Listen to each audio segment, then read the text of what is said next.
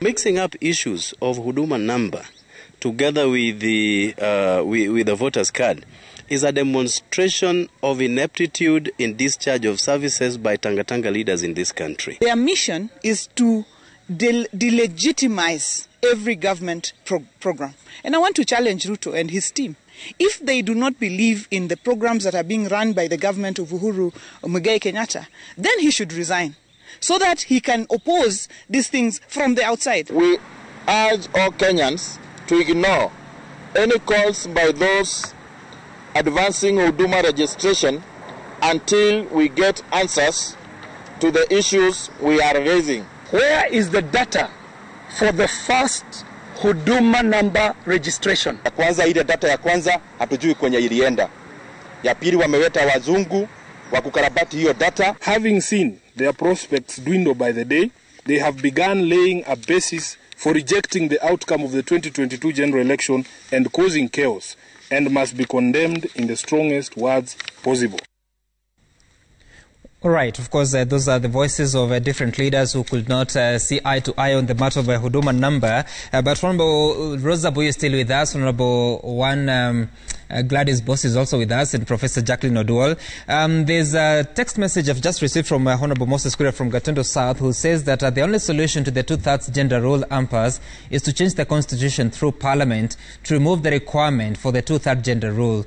We are ready. That's according to Member of Parliament for Gatondo South, Moses Kuria. I don't know whether, Rosa, you have any views, but even as you respond to that, also I want you to dive into the conversation around the allegations into the Huduma Namba. It appears to have taken political party lines. Do you have any initial thoughts before I can get into the specifics?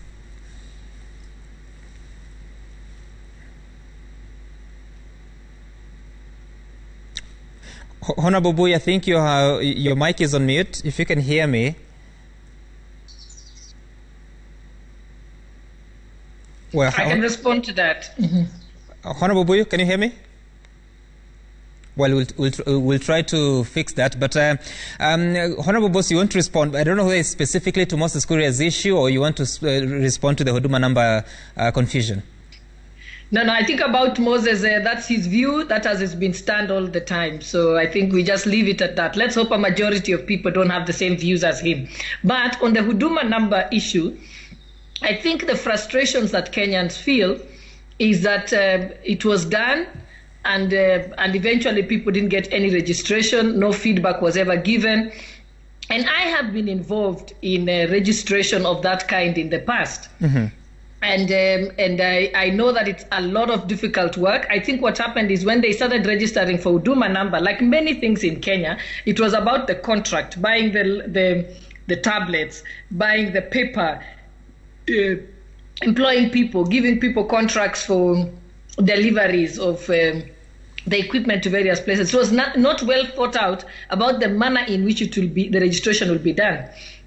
I remember that IEBC has equipment and has been able to process in the past registrations of that kind in biometric form. Mm-hmm. The question one would have been asking is, why didn't they fall back on using the IEBC to help with that kind of registration? Because it could have happened.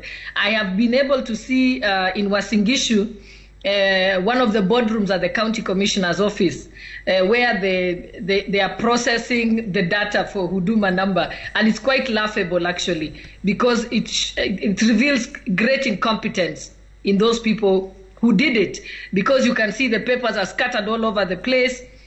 The tablets having challenges, the shortage of equipment for the people who are there. A lot of the people who were hired on temporary basis, so they did the job but then they left again.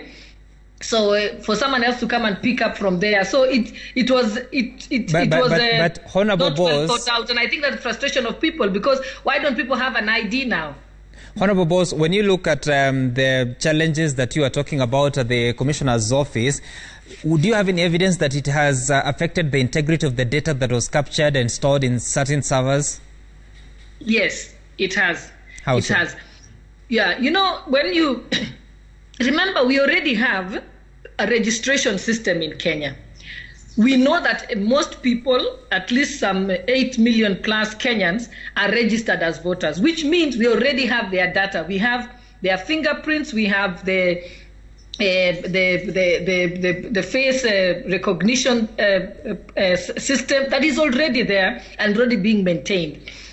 We already have the registration of identity cards, the third generation identity cards, where people have been able to take their fingerprints again and so on. So what we could have done is built on the existing system rather than start something afresh. So that's the challenge that we are having. Okay. And you also tell yourself, you do the mass registration, but what do you do for the continuous registration? That has not happened. So we just need to sit back and plan the registration process. I was part of the team that registered voters afresh in a record 47 days, and we registered 12 million Kenyans. All right, Honorable Boss, I hear you. But it takes a lot of thought process. And Kenya already has, there's a lot of, we've got very good professionals. We've got very many young people who are very good with IT. So we just need to leverage Honorable Boss, let me bring in Rosa Boy because she's back now. Honorable Rosa, so we hear some of the politicians, they are claiming that there's a plan to rig the election come 2022.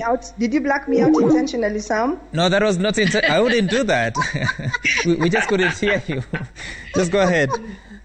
Okay, Sam. First of all, let me go a little back because I've been behind on this. And I'd just like to say, in terms of two-thirds gender rule, a lot of research and presentations had been made, especially good effort from Kwame Owino of Institute of Economics, who actually took all stakeholders on what the cost would be if we actually brought in 76 women at that time to ensure that we operationalized two-thirds gender rule in the National Assembly. And the cost was just 58 shillings more, 58 per new member. And I don't think that was too expensive. But moving on, I'd like to say that Sholei's government, which is Jubilee government, had very noble intentions when they introduced the Huduma number, because it was supposed to ease accessibility of service, and it was supposed to ensure that there was more efficiency in the services that was offered to wananchi. And I think the idea was very noble. And indeed, like they say, there's been a delay in ensuring that the first batch of those chip cards have been given to wananchi. But that does not criminalize the project. And when I hear from Sholei's end or from the Deputy President's end, when I hear cries about a CEO who's been employed to handle this Huduma project, and yet he was the one who rigged elections, he was associated with rigging of elections, I shudder, because indeed, so eventually ODM was right, elections was rigged. So you actually accept that you're in the office illegally. So I would like us to move on, and this is what the problem that I have with this Jubilee.